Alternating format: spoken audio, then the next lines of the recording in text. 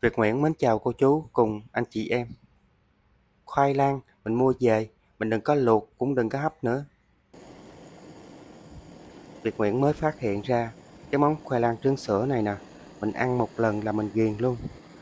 Nó vừa thơm vừa béo, mà khi mình thưởng thức thì lại được giảm cân nữa. Nó quá chừng là thơm luôn. Cô chú anh chị em mình thấy cái món khoai lang này có thích không nè? Nếu thấy thích thì cùng Việt Nguyễn vào bếp thực hiện cách làm nha. Thiệt sự mà nói, nếu cô chú anh chị em mình không làm cái món khoai lang trứng sữa này mà mình thưởng thức á, là rất là tiếc lắm luôn. Ở đây mình sử dụng 1 ký khoai lang. Nếu gia đình mình đông á, thì mình sẽ nhân cái số lượng này lên. Giờ mình sẽ cho khoai vô trong một cái thau để mình đi rửa. Cũng là một cái món khoai lang, nhưng mà mỗi cái món ăn á, thì mình sẽ sơ chế cũng như là cách chế biến nó sẽ khác nhau. Mình sẽ cho tí xíu muối vô trong cái phần nước này. Thông thường mình luộc hoặc là mình hấp khoai á, thì đa phần anh chị em mình sẽ cắt bỏ cái phần đầu cũng như cái phần gốc.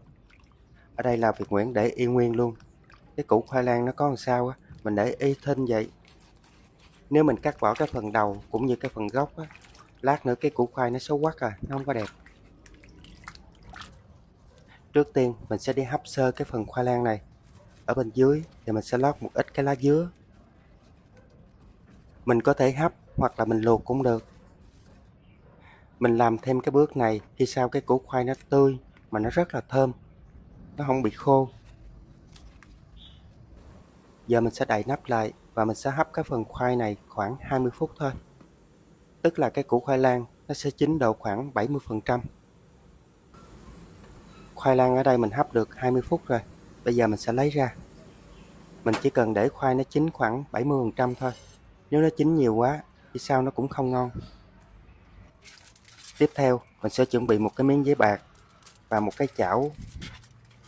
Mình lấy cái phần lá dứa mà mình hấp khoai nãy á, mình lót ở bên dưới này. Nếu như ở nhà mình có cái lò chiên không dầu hoặc là cái lò nướng á, thì mình sẽ cho khoai vô, mình sẽ nướng tiếp.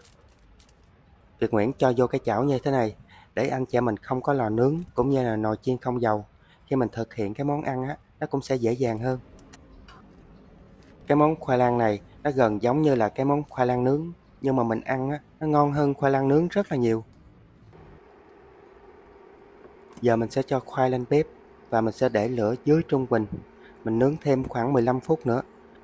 Mình làm thêm cái thao tác này khi sau cái củ khoai lang á, nó thơm lừng luôn. Bước tiếp theo, bây giờ mình sẽ đi chuẩn bị cái phần kem. Trước tiên, mình sẽ sử dụng 2 cái tròng đỏ hột gà và 200ml sữa tươi không đường, 1 muỗng canh bột bắp, 1 ống vani cho nó thơm. Giờ mình sẽ cho vô cái phần trứng này nửa muỗng canh đường. Nếu anh chị em mình không thích ngọt á, thì mình khỏi cho vô. Để cho cái phần trứng này nó không có bị tanh, anh chị em mình chịu khó đánh mạnh tay một chút. Giờ mình sẽ cho luôn cái ống vani vô.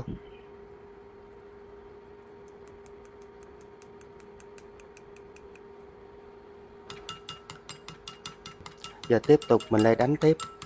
Khi nào mà mình múc cái trứng lên á, mà nó không có bị lợn cợn như thế này là vừa. Giờ mình sẽ cho qua một cái tô lớn, mình cho sữa vô. Cho sữa vô rồi, mình cho luôn cái phần trứng gà vô. Tiếp đến bột bắp, 1 muỗng canh, mình cho vô luôn. Giờ mình sẽ khuấy lên để cái phần bột bắp này nó được hòa tan hết vào trong sữa với trứng. Cái món khoai lang này ngon nhất là cái phần kem, nên cô chú anh chị mình đừng có bỏ qua cái thao tác mà mình làm cái phần kem này. Bước tiếp theo, mình sẽ sử dụng 50g bơ. Ở đây mình sử dụng cái bơ Tượng An nha. Giờ mình mở lửa trung bình thôi, mình để cho cái phần bơ này nó tan chảy ra từ từ. Lửa lớn thì sao cái món kem của mình nó sẽ không có được ngon. Bơ nó tan chảy gần hết rồi, giờ mình cho trứng sữa vô. Mình cho vô rồi mình để lửa trung bình thôi. Anh chị em mình sẽ khuấy, mình khuấy từ từ. Mình khuấy một chút, khi cái sữa nó sôi lên á, là cái phần kem này nó sẽ đông lại. Mình cứ để lửa trung bình và mình khuấy, mình đừng có nóng vội nó. Khi cái sữa nó sôi lên, là cái phần kem nó sẽ sền sệt lại như thế này. Cái món khoai lang mà hôm nay Việt Nguyễn chia sẻ nó ngon là nhờ cái phần kem này nè. Nó sền sệt như thế này là vừa, một lát nữa mình để nguội á, nó còn đông lại thêm tí nữa. Cái món kem trứng sữa này nó quá chừng là thơm luôn.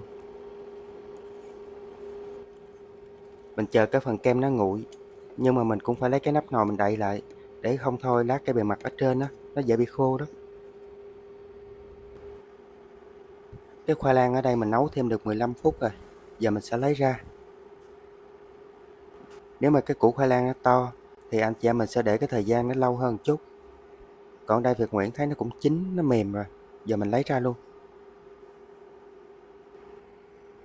Cái lần hai này mình nấu không có nước, nên cái củ khoai lang nó rất là thơm. Nó thơm ngon, mà cái củ khoai lang nó không có bị khô, nó rất là mọng nước ở bên trong. Giờ mình sẽ lấy cái củ khoai lang, mình sẽ xẻ nó một đường, y như là mình xẻ cái ổ bánh mì vậy đó. Nếu như cái lúc đầu mà anh chị mình cắt cái phần ngọn cũng như cái phần gốc của khoai lang á, bây giờ mình cắt ra, nó dễ bị tét ra, nó không có đẹp. Giờ mình sẽ dùng một cái nĩa, mình sẽ cạo cái phần ruột ở bên trong. Mình cạo mình xới lên vậy nè, lát nó trộn với cái phần kem á, khi mình ăn, nó tan ở trong miệng nó rất là ngon. Tùy sở thích mình có thể xới hết cái phần ruột ở bên trong cũng được, hoặc là mình xới một ít thôi. Nhưng mà Việt Nguyễn thấy mình xới nhiều một chút á, thì khi sau cái miếng khoai nó rất là ngon.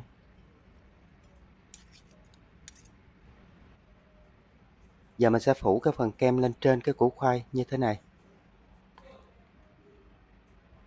Việt Nguyễn thấy á, cái món khoai lang trứng sữa này nè, mình nướng lên như vậy, ăn rất là thơm ngon luôn á. Nếu mà mình kinh doanh, Việt Nguyễn thấy nó hơi bị hot luôn á. Không chừng là mình giàu lên với cái món khoai lang trứng sữa này luôn á. Anh chị mình thấy nó có giống ổ bánh mì không nè? Nó thơm quá chừng là thơm luôn. Để bây giờ Việt Nguyễn sẽ làm thêm một củ khoai lang nữa.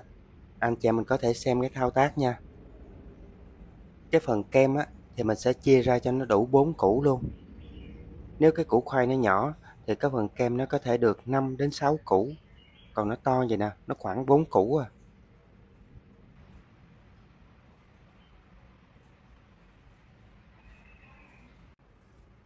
Ở bên trên cái phần kem á, bây giờ mình sẽ phủ lên một lớp đường. Cái lớp đường này lát nữa nó sẽ tạo ra một cái màu caramel, cho cái món khoai của mình nó đẹp. Mình phủ một lớp mỏng thôi. Nó phải có đường thì nó mới đẹp nha.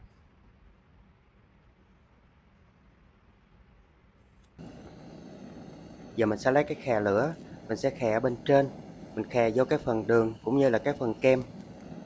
Cái phần đường nó gặp nóng như vậy, nó sẽ chảy ra và nó sẽ tạo nên một cái màu hơi vàng. Cái phần kem cũng vậy nữa, anh chị em mình khè vô á, nó rất là thơm luôn. Cô chú anh chị em mình thấy cái món khoai lang này có hấp dẫn không nè? Việt Nguyễn đứng đây nè, thơm bát ngát bạc ngàn luôn. Nếu ở nhà mình không có cái khè lửa như vậy, mình có thể lấy cái muỗng mình hơ ở trên lửa đó, cho nó nóng rồi, cái mình ịn lên, nó cũng y như là cái khè lửa này luôn. Món khoai lang nướng trứng sữa cũng đã hoàn thành rồi. Việt Nguyễn mời anh chị em mình cùng dùng với Việt Nguyễn nha. Bảo đảm ăn cái món khoai lang này là ghiền luôn.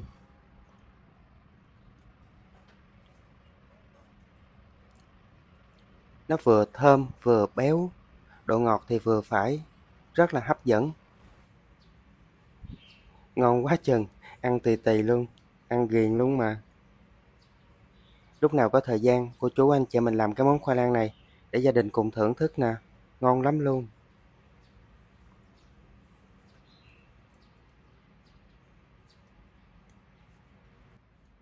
Video cách làm khoai lang nướng trứng sữa hôm nay Việt Nguyễn chia sẻ đến đây cũng tạm kết thúc. Mến chúc tất cả các bạn và gia đình thật nhiều sức khỏe và bình an. Việt Nguyễn xin chào và hẹn gặp lại tất cả các bạn ở video kỳ tới.